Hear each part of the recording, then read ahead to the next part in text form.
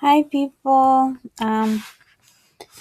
So we're continuing with life science in a nutshell. So it's a pretty big nutshell because there's a lot of information. But um, but yeah, we were learning about the cytoskeleton of cells, and um, so we're kind of rounding up this topic right now. But this part is just comparing the prokaryotic and eukaryotic cytoskeleton. So Ruben, say hi. Hello. So we're gonna try to be heard a little bit. Sometimes it's hard to hear, but hope it's not too confusing. Let me read these. Okay, go ahead. So FTSZ is the name of the protein. Go ahead. FTSZ was the first protein of the prokaryotic cytoskeleton to be identified like tubulin. FTSZ forms filaments in the presence of move to In the presence of guanosine guanosine, triphosphate, triphosphate, GTP. GTP, but these filaments do not group into tubules. During cell division, FTSZ is the first protein to move to the division site and is essential for recruiting other proteins that synthesize the new cell wall between the dividing cells. Prokaryotic actin-like proteins such as MREB are involved in the maintenance of cell shape. All non-spherical bacteria have genes encoding actin-like proteins, and these proteins form a helical network beneath the cell membrane that guides the proteins involved in cell wall biosynthesis. Some plasmids encode a separate system that involves an actin-like protein. PAR-M filaments of PAR-M exhibit dynamic instability and may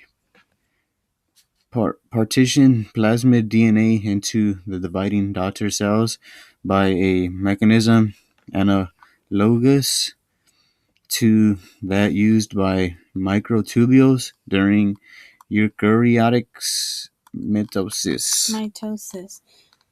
And as an example, the bacterium Caulobacter crescentis contains a third protein, crescentin, that is related to intermediate filaments of eukaryote cells.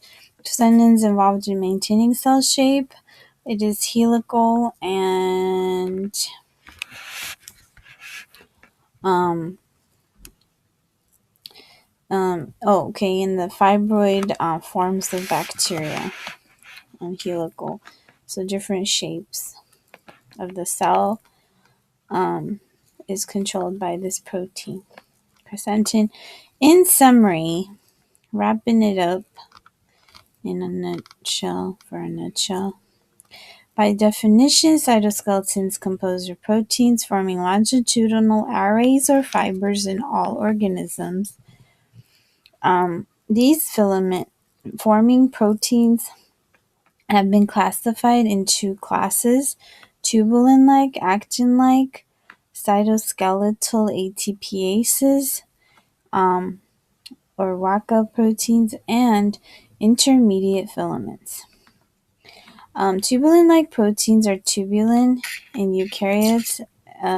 In prokaryotes, they're FTSC, TubZ, or RepsX. Actin-like proteins are actin in eukaryotes, MREB, FTSCA in prokaryotes. Example of Waka protein, usually in prokaryotes, is MND. Examples for intermediate filaments have almost exclusively been found in animals and eukaryotes are the lamins, keratins, vimentin, neurofilaments, desmin. Although tubulin-like proteins share some amino acid sequence similarities, their equivalence in protein folding and the similarity in the GTP binding sites is striking. Um, the same holds true for actin-like proteins and structure and ATP binding domains. Um, these are all similar across different kinds of cells. Cytoskeletal proteins are correlated with cell shape, DNA segregation, cell division in both prokaryotes and eukaryotes. Proteins fulfill different tasks. So there's different proteins that a few of which we went over, like septin and spectrin. um, so then DNA segregation in eukaryotes happens through use of tubulin, largely and in prokaryotes, Waka proteins, actin-like, tubulin-like proteins. Cell division is mediated in eukaryotes by actin, in prokaryotes by a ring of FTSC proteins, etc. So we have both actin and tubulin help with the changing of the shape of the cell. And then cytoplasmic streaming, also known as silicosis. Read that. Is the active movement of a cell's contents along the components of the cytoskeleton.